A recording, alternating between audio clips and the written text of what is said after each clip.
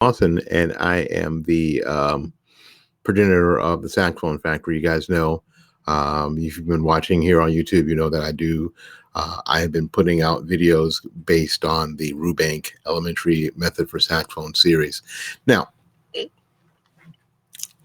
don't know where you are, but where I am, we have been, I don't know, the wrong word is quarantine, but things have been put on a shutdown, slowdown for sure. And I was thinking about you because I've been able to teach private. I've been able to teach privately virtually, and I have a couple of students who have not, and I have obviously have not been able to do videos from my studio that you're used to seeing. This is from my home. On the Rubank series, so I have not done any. So I wanted to kind of talk to you a little bit about now you have time to practice. The thing that I've heard most in my past 30 some odd years of private teaching is I didn't have time to practice. Nothing is more hurtful or disconcerting or discouraging to a teacher is when their student says, I didn't have time to do what you suggested I do,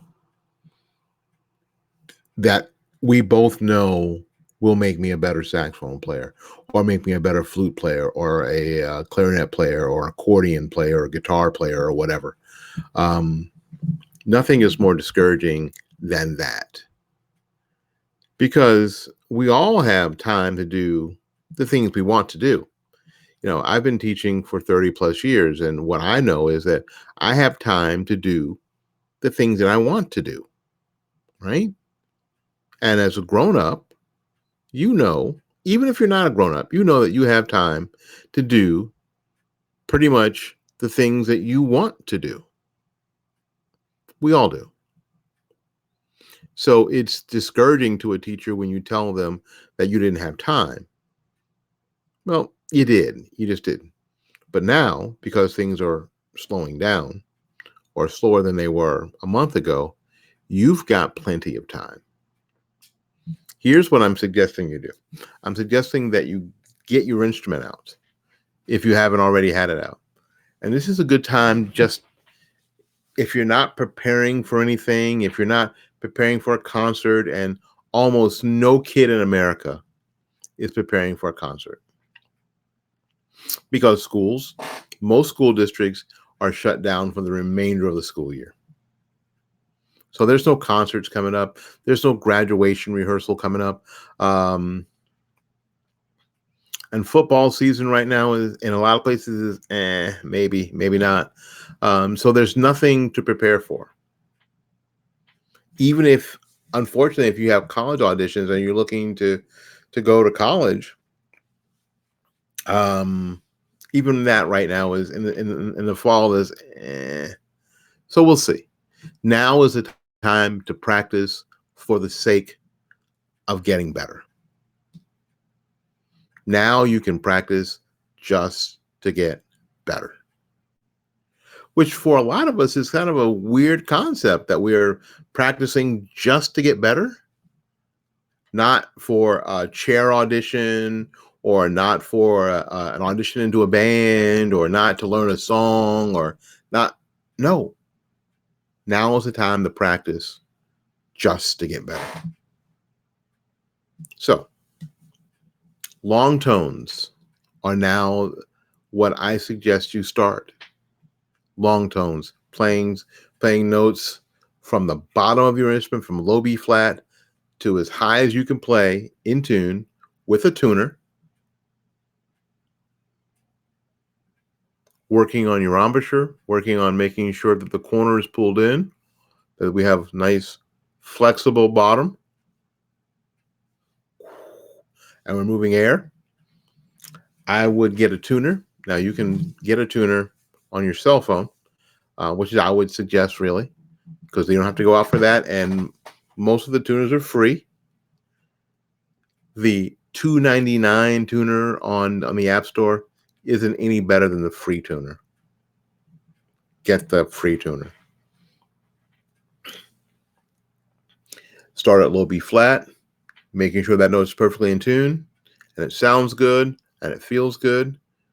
Hold those notes out, and then up a half step to the B, and then up a half step to the C, and then the C sharp and the D, and on and on and on.